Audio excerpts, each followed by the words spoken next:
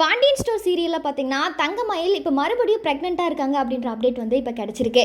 இந்த நிலையில் சரவணனும் தங்கமயிலும் பார்த்தீங்கன்னா இப்போ பிரிஞ்சு தான் வாழ்ந்துட்டு இருக்காங்க. சரவணனோட ஃபேமிலி எல்லாருமே பார்த்தீங்கன்னா மயில் கிட்ட இருந்து எப்படியாச்சும் டிவோர்ஸ் வாங்கணும் அப்படின்னு சொல்லிட்டு அந்த முடிவில் இருக்காங்க.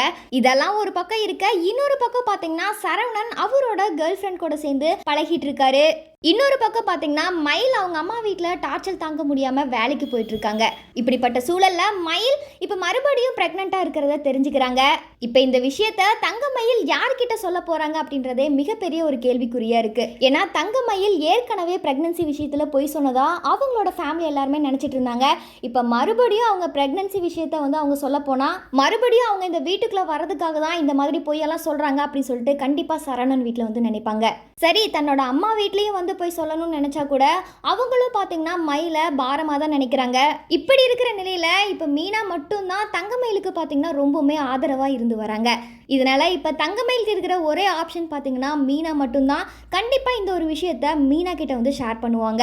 இதுக்கப்புறம் மீனா மூலமாக தான் சரவணனையும் தங்கமயிலையும் ஒன்று சேர்க்கிற மாதிரியான ஒரு ட்ராக் வந்து கொண்டு வர போகிறாங்க. ஏன்னா சரவணன் வந்து அவரோட கேர்ள் ஃப்ரெண்ட் கிட்ட பேசுகிற விஷயம் மீனாவுக்கு ஆல்ரெடி வந்து தெரிஞ்சிருக்கு.